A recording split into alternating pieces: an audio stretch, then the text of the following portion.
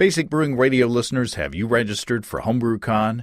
Now's the time. HomebrewCon is the homebrew event of the year, packing a massive amount of fun and learning into 3 unforgettable days. This June 15th through 17th, join thousands of your homebrew comrades in downtown Minneapolis. Early pricing is still available, but not for much longer.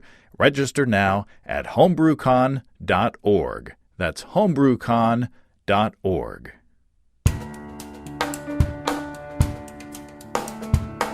Welcome to Basic Brewing Radio for Thursday, April 6th, 2017. I'm James Spencer. Here at Basic Brewing Radio, we're all about home brewing. This week, Indiana homebrewer Aaron Winey shares his experiment brewing a blonde ale using water from 4 different sources in his area. Steve Wilkes and I will taste the samples to see what we can detect. If you're new to home brewing and would like to get into the hobby for the first time, check out our website, basicbrewing.com, where you can find archives of our audio and video podcasts and our DVDs to walk you through basic and more advanced brewing techniques. And if you buy any of our DVD combos, you get a free, nifty Basic Brewing bottle opener. Don't forget to get a copy of our Brewer's Logbook. You can use it to log and track up to 50 batches of beer. You can follow me on Twitter.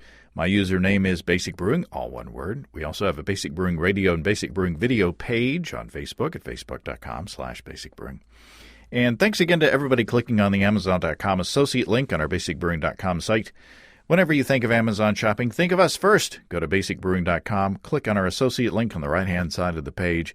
It won't cost you any extra, and you'll be helping us to bring you the show. We greatly appreciate your support. And if you appreciate the fact that this show isn't chock full of ads, you can thank yourself if you clicked on the Amazon link, or you can thank your fellow listeners who have done so as well. We have associate links for Brew Your Own magazine and the American Homebrewers Association on our site as well. You can find our Basic Brewing iPhone app on iTunes, our Android app on Amazon.com. We have a Windows Phone app. We're on the BlackBerry Podcast Directory. We're on the Stitcher app. We're on Google Play Music. We're on iHeartRadio app. We're just every darn where. And if you want to put a tip in our tip jar, some coinage in our virtual guitar case, you can go to basicbrewing.com/support. Thanks to everybody who's done so already. Steve and I had a very productive day on Monday. It could be the most productive shooting day that we've had outside of attending HomebrewCon. We essentially shot 3 video episodes and recorded 1 audio episode.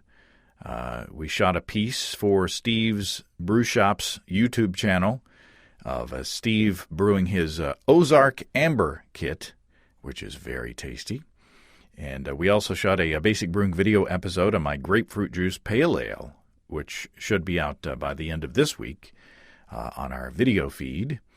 And we shot a video episode tasting my latest mead experiment, which I'll post in a couple 3 weeks. And while Steve's beer was boiling, we recorded an episode of this show talking about gravity calculations in recipe formulation. That's something that I've been thinking about for a while. So I hope you enjoy that and get some good information out of that.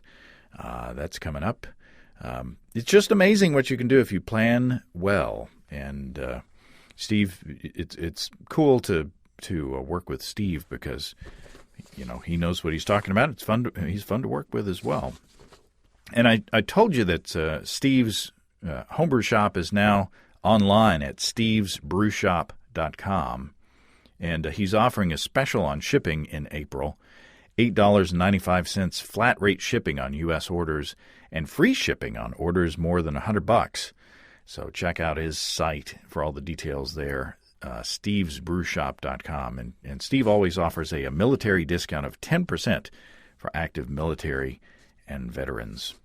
Steve's an Army guy, an Army veteran. He's a Cold War Army veteran, and proud of it. I have to say that I'm pretty proud of my grapefruit juice beer that we're now drinking, and my wife likes it as well, which is a plus. And if you'll remember, I took a quart of grapefruit juice that I froze in a Ziploc bag and added it at flame out to help jumpstart the chilling process. I also added a couple ounces of Mosaic and a couple ounces of Amarillo near the end of the boil. So you get a very nice fruity flavor with a bit of grapefruit pith at the back end of the flavor.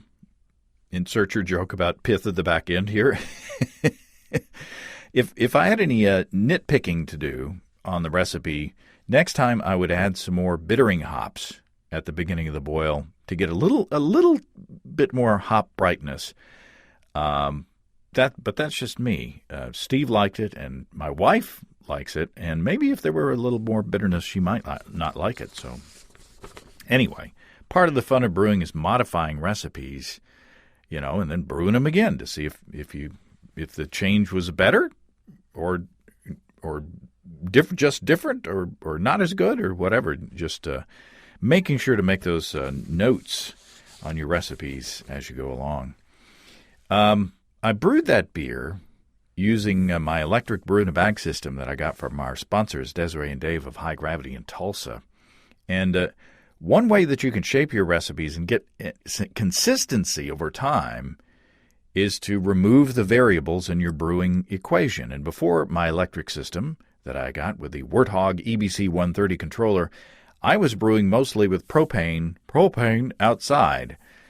If it was cold, I had to wrap my kettle in towels and blankets while mashing, doing brew in a bag to try to maintain my rest temperature. And if it was windy, I probably wasn't going to be able to boil or brew at all because it would take forever to come up to a strike temperature and then forever to come up to boil, and the boil was unpredictable. If the wind was blowing, the fire wasn't enough, and the wind slacked off, it was too much. So with this system, this electric system from High Gravity, I can dial in the strike and mash temperatures, and it does the thinking for me. And the wind can blow away all the stuff from my patio table, as has happened recently, and it won't affect what's happening inside the brew pod because the electric element is inside with the wort. And if it's raining, I could take my stuff inside and brew in the kitchen because I've got a long enough cable to do that. So get away from the pain of propane, and check out the electric systems and controllers at highgravitybrew.com. Now, shipping from their new location in Tulsa, the fine folks at highgravitybrew.com. Now, I love experiments, so I was very excited when Aaron Winey offered to share his water experiment with us. He chose 4 different water profiles to brew his blonde ale to present to his homebrew club. So Steve and I sat down a few weeks ago to sample those samples, and let's talk to Aaron to set up that experiment. Aaron Winey, welcome to Basic Brewing Radio. Thanks, James. You've got an experiment. We always love experiments. And, one subject that I find still intimidating is water chemistry and water chemistry profiles and brewing with different waters. And that's what this experiment is about. So I'm glad to have you on. And what was your inspiration? Tell us about how you decided to do this little experiment. So this was my first ever experiment. I've been brewing for 6 years and always brewed for myself and for my wife because she likes beer, thankfully. And so the reason I did this experiment, I've been listening to the show as well, and I've always really liked listening to the episodes where you analyze experiments and talk about experiments. And I'm heavily involved in our local brew club, the Kosciuszko Kettleheads, and our model for the club is really laid back. The purpose for the club is, the guy that started it because he was involved in another club that got really into styles and really into the science, and he got bored with that. He didn't like that. So he started this club to be laid back. And in my opinion, I think it got a little too laid back, and I think there are a number of people in the club that thought that. So we didn't want to change the culture of our monthly meetings. So I decided to do a kind of a quarterly meeting with the members of the club that were interested and talk about more in-depth topics, not necessarily styles, but the different control points for brewing beer. And to kick that off, this was the very first meeting we had, was analyzing this experiment. So that's really what inspired it. Why I did water first, I'm not 100% sure. I think, like you said, it's intimidating, and it's kind of hard to wrap your mind around. And I was personally curious to see how much of a difference water makes, or the water profile makes, when you brew a beer.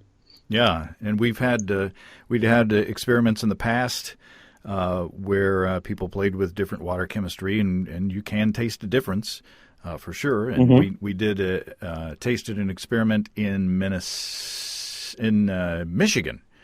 Yeah, I remember that. And there were, I think, 7 different water sources from around the state.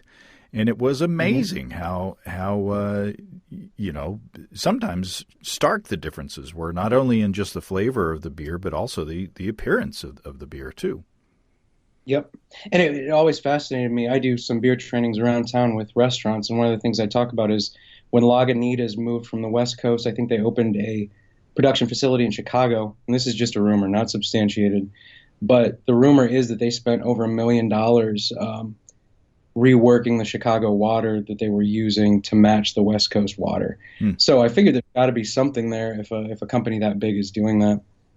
And they say that different beer styles arose because of the different water profiles of different regions, and that's why some hoppy styles arose in some areas and some darker roastier styles in others, and such as that. So so there's a lot of information and a lot of lore around water, but until you try it yourself, it's not as impactful. Yeah. So talk about your experiment. How did you design it?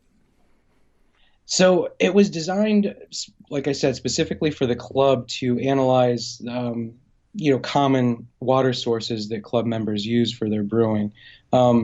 Personally, I started brewing with the well water here at our house, and it has a ton of iron. In northern Indiana, we're on a limestone shelf, and there's just a ton of iron in our water. Causes side of the buildings to turn orange, and keeping our bathtub clean is always interesting. So I very quickly learned that wasn't good water for brewing. So I have a very understanding wife, and we put in an RO system in our house. My excuse was she likes coffee, so her coffee would be better if we put the RO. But it was pretty much really for the beer. But anyway, so I did notice a difference in my beer. At least I might have imagined it, but I thought I noticed a difference in my beer. So those were 2 profiles I wanted to explore. And we've also got some people in the club that use the city water in town. And so I wanted to try that. I don't know the makeup of that. I never did analysis on it. But because people used it, I wanted to try that. And more recently, after we got the RO system installed, I've been adjusting for pH and been adding salts. So I wanted to see if that made a difference in the beer. Sure. And what style did you pick, and why? So I put probably more thought than I should have into this. I really wanted the water profile to show through, or to be evident in the final beer. And I also wanted, because I've read a lot about how the water profile affects the way hops are perceived, or the bitterness as well as the hop character. So what I landed on was a blonde ale with a little bit more assertive hopping than maybe most recipes call for. So I'll call it an American blonde ale, which I'm not sure if there's a European blonde ale, but I suppose there's a Belgian blonde. But all that to say, something light, something where the hops show through, and you can tell how the water's affecting it. And talk about your recipe. Yeah, so I did a little bit of reading, like I do whenever I formulate recipes for myself. I looked at a couple books, looked online, and I ended up coming up with a recipe. I brewed 4 one-gallon batches, first of all, and I wanted something that had, fairly prominent, complex multi-character, and I had some grains laying around, so that really influenced what I used for my fermentables. I used keep in mind this is a one-gallon batch. I believe that was 1 pound of Golden Promise, 1 pound of Bohemian Pilsner, 2 ounces of Carahel for just a little bit of sweetness, and 2 ounces of Vienna for a little bit more assertive malt character. And to get the hop character I was looking for, I used 5 grams of Cascade hops, first wort hopping.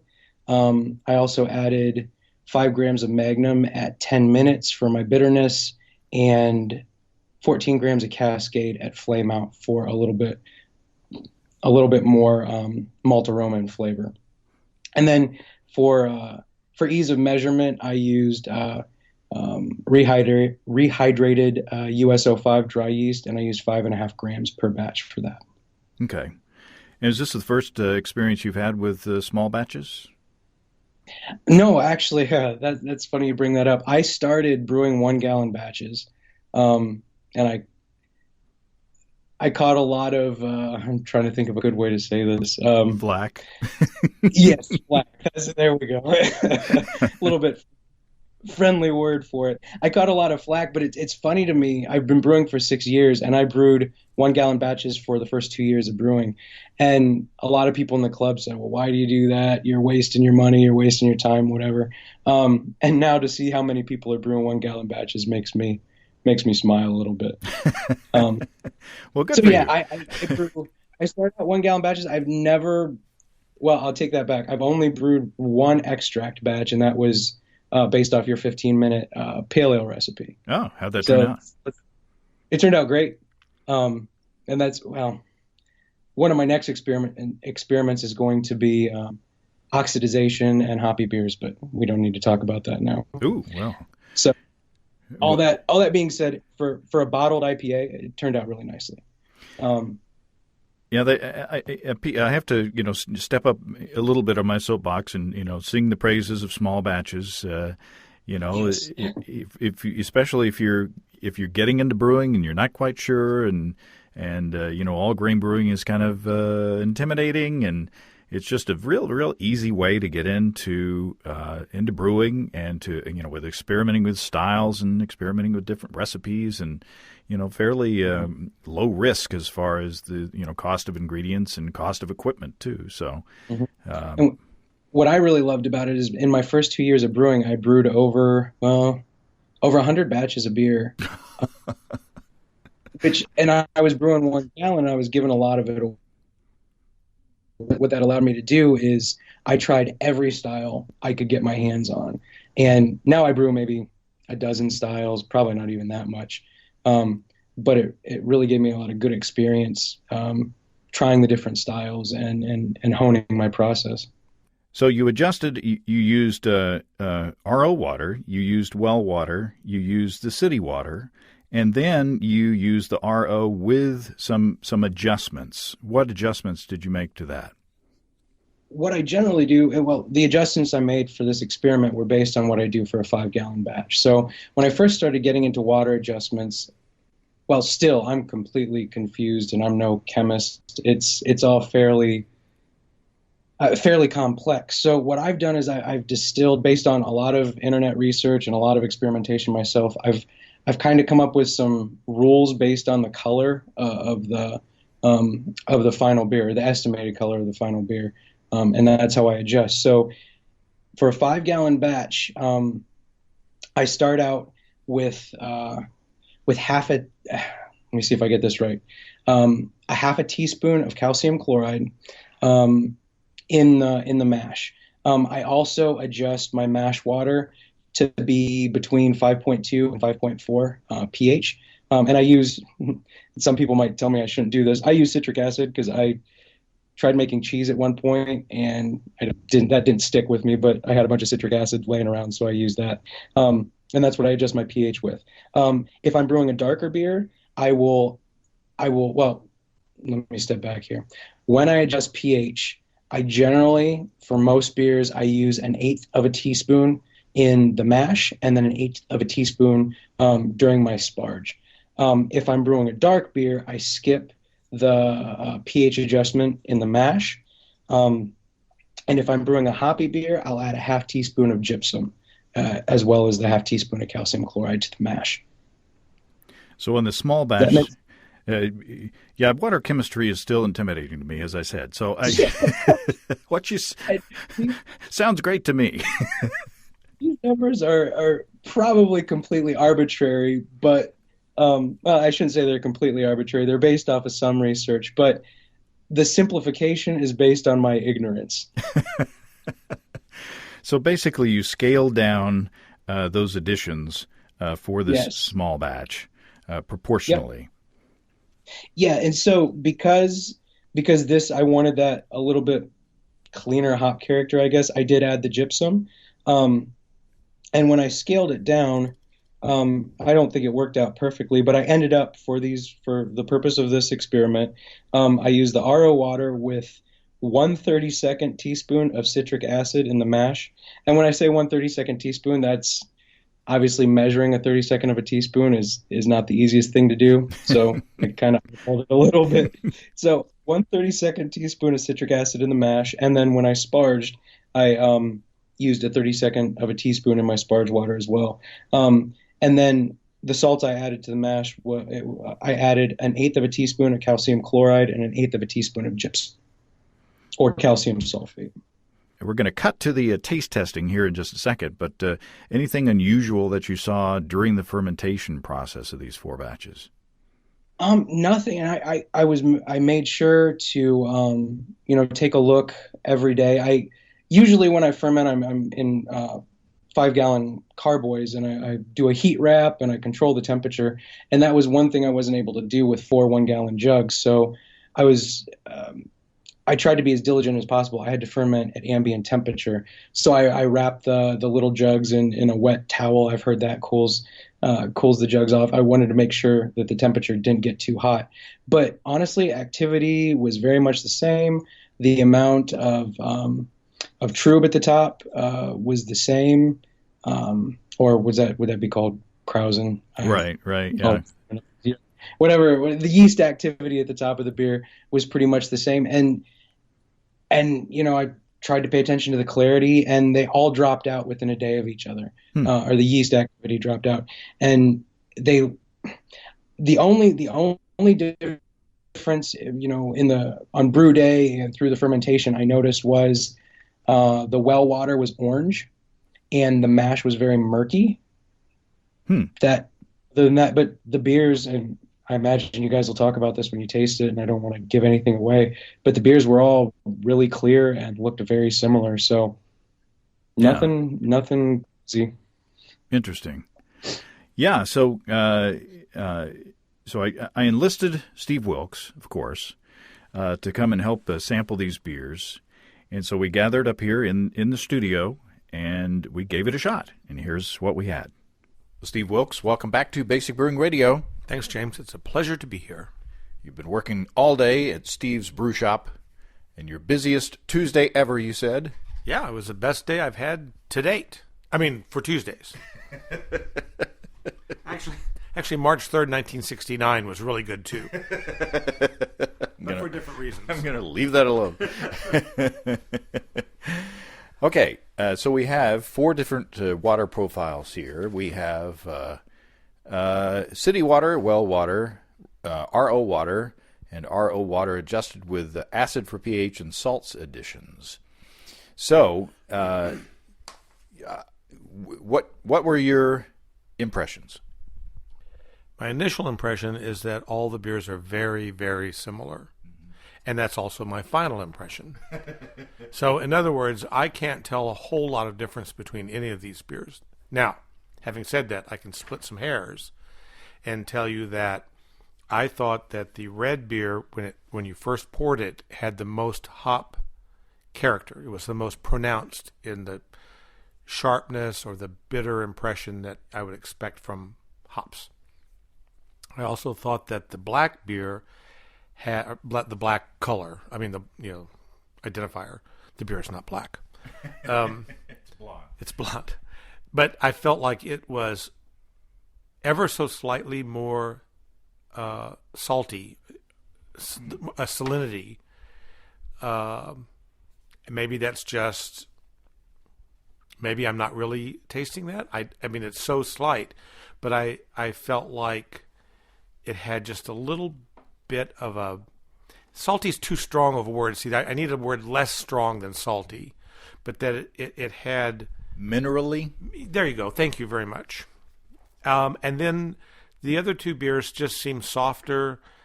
However, as they warmed, I felt like the red beer that I first thought had the most hop character had the least hop character. So there's an enigma wrapped in a riddle.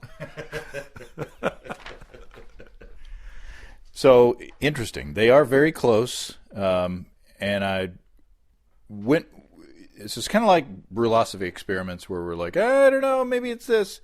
So it's so close that it's hard to tell what's going on. But here's my impressions. The red seemed like it was kind of middle of the road to me. Nothing outstanding about it. They're all tasty beers, by the way. I would drink a pint of any of these. I thought the green stood out as having the most hop character. My initial tasting, when I tasted it at first, it was like, whoo, that's brighter than the other beers. The black one, I thought I wrote down softest, so it tasted just soft, kind of soft to me. And Susan, my wife, tasted these, and she said that she used the adjective flat for the black one. So, didn't you say flat? What'd you say? It's not. It's good. Okay. But I liked it. She liked all the beers, but she didn't like to talk on the thing. The blue, to me, at a certain point, I got a little bit of a metallic character, a little bit of a metallic wang to it. Are you sure there wasn't a Twisted Sister wang as opposed to metallic? Oh, metallic! I thought you said Metallica. Sorry. No, there was some hair in it. We're not going to take that anymore. I'm sorry. So there you go. I think so black I thought was the softest. I got a little bit of a metallic thing going on with the blue at one point. I thought the green was the hoppiest, and the red was kind of like close to green, but kind of in the middle of the road, sort of. So, I couldn't argue with any of that, really. I mean, they're very close together. I think what's interesting to me is that they really are slightly different, right? But none of them are substantially better. No one of them is a much better beer, meaning none of these four say to me, well, I have to brew beer this way. I don't, the water is all of good quality, I think, regardless of where it came from. I think the one I'll be the most interested to find out about is the one that's the RO and nothing else done to it. Right. The well water, I don't know what that means, because, where your well is at has everything to do with the quality or the taste of the water. City water, kind of the same thing, really. Our city water tastes pretty good in Fayetteville, Northwest Arkansas. Southwest Kansas, Southeast Kansas, not so good because there's a lot of iron and stuff in their water. So, it's, what do you do? And in Piercy, Arkansas, the water smells like eggs. It smells like sulfur. I mean, you can walk into somebody's house. My cousin lived in Piercy, Arkansas, and you walk in his house and you smell eggs. The water stunk. But so anyway, yeah, well water is gonna vary depending on where you are. Now, remember the experiment that we did in Michigan with the homebrew folks up there that they did 7 different waters. They traveled around the state and collected 7 different waters. I remember those results as being more distinct. Like the beers were actually a lot more cloudy, and so it seemed like a radical difference in the water chemistry between those, or at least some of those water sources. So this is a lot tougher, a lot more similar. Yeah, and that then leads me to believe that these 4 waters are more similar, and so there's not a lot of difference between them. Water chemistry is something that I don't know a whole lot about, and it's such a rabbit hole to go down when you're a home brewer, because you start messing around with pH and you start trying to affect every variable. At least on the surface, this says to me what I suspect is that in general, don't fuss with it. In general, I don't mean that. I don't mean that across the board. I just mean that if you've got good quality water, unless you're really trying to hone in, like, you're trying to make Bass Ale for sure, then you're probably going to get pretty good beer. Unless you live in, where is it? Piercy, Arkansas. Piercy, Arkansas. which case you better buy your water somewhere. Okay, so we have a sealed envelope. We have an envelope that's been sealed in a mayonnaise jar on Funkin' Wagnall's porch since noon Tuesday. Have it here. I don't remember the shtick. The answer is Sis Boom Ba. I don't remember. What's the sound of an exploding sheep? Oh. Daring do. Daring do. How can you tell if there have been darings in your yard all night? Daring do. Okay. Oh, there's a lot of writing. There's a lot of writing. Okay, shall I just read the answer here? Or Yeah. what What's the? Okay. I guess that down there is the important part. So. The red is the RO, reverse osmosis. Oh. And that's the one that I initially thought had the most hop character. Interesting. The blue is the well water. That was my. Oh, we should have said before we opened the envelope which one we suspected. Okay, I suspected that the blue was well water. I thought that the black was the reverse osmosis. I thought the green was the adjusted, and I thought that the red was just the tap water. You are right about the green one. Oh, really? It is the most. It is the one that was adjusted. I can't remember what else you said. The black is the city water. Okay. And I thought the black was the adjusted water. Huh. Let's see. I didn't really have a take on the well water or the RO, I don't think. And I wasn't really looking at it from that point of view. I wasn't trying to guess which was which. I was thinking about it in terms of which one has the most malt character, which one's most malt forward, which I thought they were all exactly the same in terms of the malt. I didn't get any difference. I felt like there was a little bit of difference in the quality of the hops. Again, so little that I wouldn't worry about it. And then maybe that's about it. I mean, maybe that's all I really got from it. So one more time. The red is the RO, the blue is the well water, the green is the adjusted water, and the black is the city water unfiltered. Interesting. Huh. Well, there you go. I wonder what the city water's character is like. I wonder if it's a softer water than most, maybe. I don't know, because that's I wrote down softest on the city water. Then I got half of them right in my mind, and I guess I did pick out the adjusted one as being the brightest. Mm-hmm. Interesting, huh? Well, and we had a little bit different takes on which one, say, was the brightest in terms of the hop character, because I initially thought it was the red, and I think you said it was the green, yeah. And that would make sense because, at least in some sense, because the green, was treated with citric acid, which would give it a little more tartness, just ever so slightly, and that makes sense to me. But I didn't taste that. Huh. So. Very interesting. I think we have proven that that the water does make a difference. Yeah. And depending on the style, it could be more dramatic than others. It'd be interesting to do the same experiment with, say, a porter or right. a stout, something with roasty character, to see what the different profiles, brought out in that. Yeah, for sure. And so, yeah, because this is really, it's two-row Bohemian Pilsner, Carahel, and Vienna. I've been to Carahel. It's it's no fun. I've been to Carahel and back.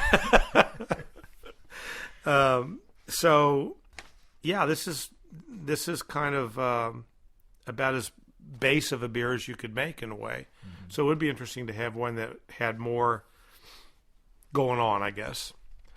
But then again, I could see why you'd choose this for the experiment, because it gives you the clearest palate to show the water off. So kudos to Aaron. Oh, very nice. And all tasty beers. Oh, yeah. So excellent. Thank you, Steve. Thank you, James.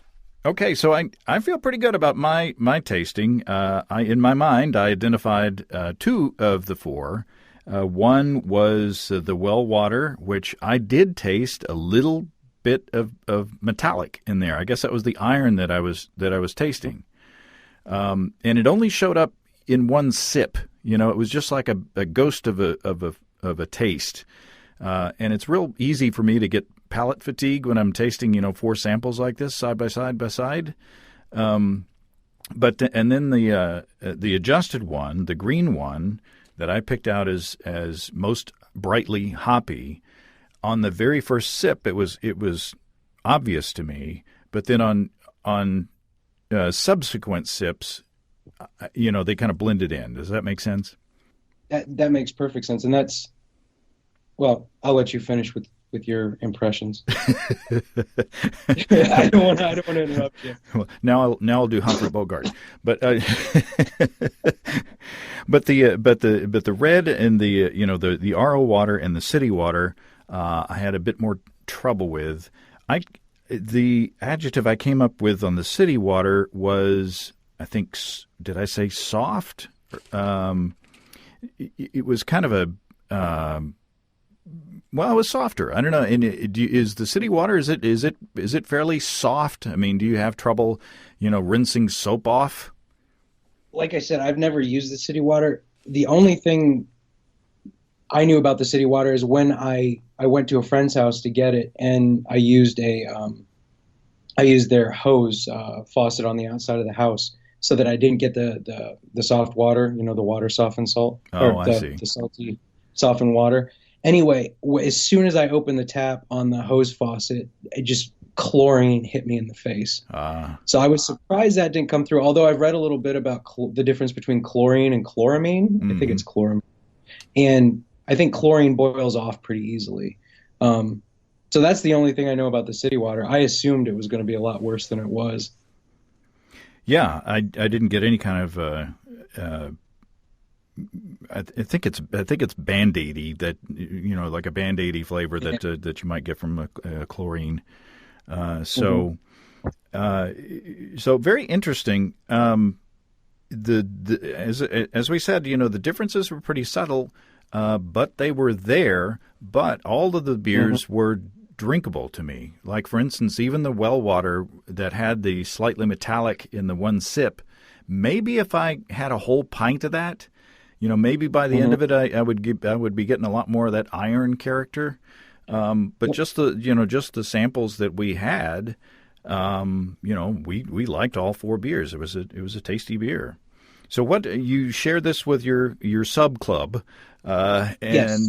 What were the results? Very similar. I think so. I shared it with. I sent an open invitation to the club, and I had 6 members show up. And we sat around and took notes and talked about it. And I also sat down with another member of the club that couldn't make it the night that we met. And so I've got a couple of different notes. The only thing consistent between the 2 times I tasted this with club members and the impressions that you and Steve got were of that the blue sample, the well water sample. It kind of came across to me, not necessarily metallic, but I thought the bitterness at the end was a little bit more harsh. And it wasn't like offensively so. It just wasn't as smooth as the others. Let's see here. Mineral, astringent, those are some words people used. And harsh. So that's really the only consistent. I think the red and the green samples, so the RO and the adjusted RO, were consistently the favorite. Some people said green, some people said red. And then the black sample, not across the board, but there were quite a few people that said it was almost like the character was muddy or muddled, tasted flat, and I think that's some feedback you guys had. Lost flavor, lost aroma. So, I mean, this isn't terribly scientific. I wish I could have brewed enough to do multiple triangle testing and all that stuff. But the fact that, you know, 3 different tastings, we got fairly consistent feedback, I think that says something. Yeah, I think my wife is the one who said flat, and I don't think that she was referring to the bubbliness or the carbonation level, but just kind of bland. They're just kind of dull. Yep. So it'd be interesting to see what the water profile was, for the city water. And sometimes, and that would take a little research, but you could probably get your hands on that. But you don't have, you don't use that anyway, right? So no, not me. So I don't have to worry about it. I'll let somebody who uses it get the profile for it. So you get your own well water going on, and filter it. Which is a good solution if you don't have good water. If you can find a good filtration system that makes it better, that's good. Store-bought water is always an option. I first started out brewing with Mountain Valley spring water, from my hometown of Hot Springs, and the bonus in that was that it came in a 5-gallon glass carboy. So I got my brewing water and I got my secondary fermenter that I then cleaned. Nice. And I then cleaned nicely and returned it or traded it back in. But that's when I was brewing in a bucket for a primary. I take it the glass carboys for bottled water. They're kind of probably hard to find nowadays. But that's a little tangent there, a little water-based tangent. So what are you going to do with these learnings, Aaron? That's a good question. So it's a little bit more difficult for me to put an application to this because I rarely brew blonde ale. So I don't know. I'm just going to keep doing what I'm doing. I think the biggest takeaway for me is we can nitpick about the separate examples, but one of the guys, and you might disagree with me, I don't know, but one of the guys I tasted this with said, I don't think I'd be able to tell the difference if I had these 4 beers at separate times. You can tell the difference when you taste them side by side. So I think the takeaway is if your water tastes good, and this is something I've read many times, if your water tastes good, you can probably brew with it. And I think based on this experiment, I think that's good advice. I personally thought it was going to be. I thought the differences were going to be a lot more. I thought there was going to be a lot more difference between the beers, and there just wasn't a lot. And it could be that a different style, those differences would be more pronounced, like a big old bitter hoppy IPA, that might just jump right out at you. Greg Noonan, I think the late Greg Noonan, talked to us about water way back when, and I was all intimidated to talk to him about water chemistry because I didn't know anything about it. But he basically said, if your water tastes good, it's probably going to make good beer. So, but I think we've proven through different experiments, and one was with John Palmer at the NHC, that different water profiles can make a difference for different styles, and I guess it just depends on what you brew. It'd be interesting to do a similar experiment with, like we said in the thing, like a porter or a stout. Something on the roasty side of things to see, if it makes a bigger difference than this beer. I'll let somebody else do that. This was a lot of work. I think I found out what I wanted to find out, and but it would be very interesting to see if it affects different styles. Awesome. Well, this is great. I know. I know that these doing 4 small batches in 2 days is a lot of work. So I appreciate your doing it, and I appreciate your sharing the results with us. And so I hope you'll keep us in the loop if you do another series. I think next step is going to be fermentation temperature.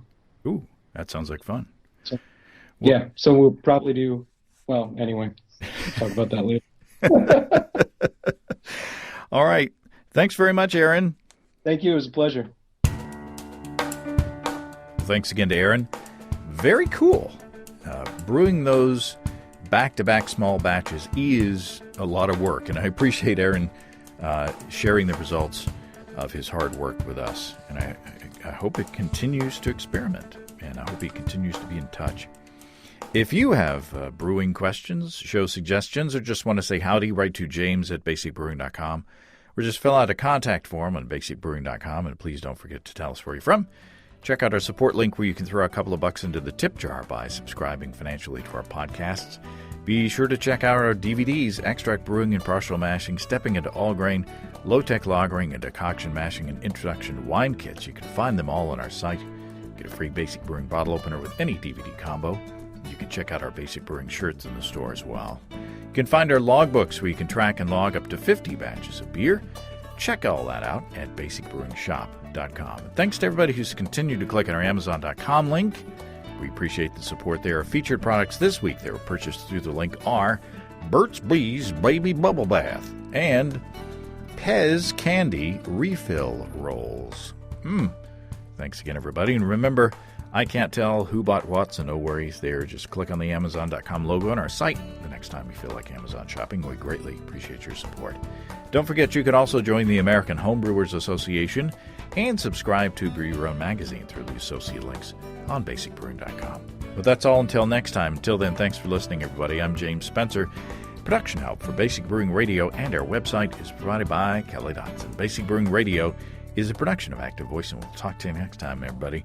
So long.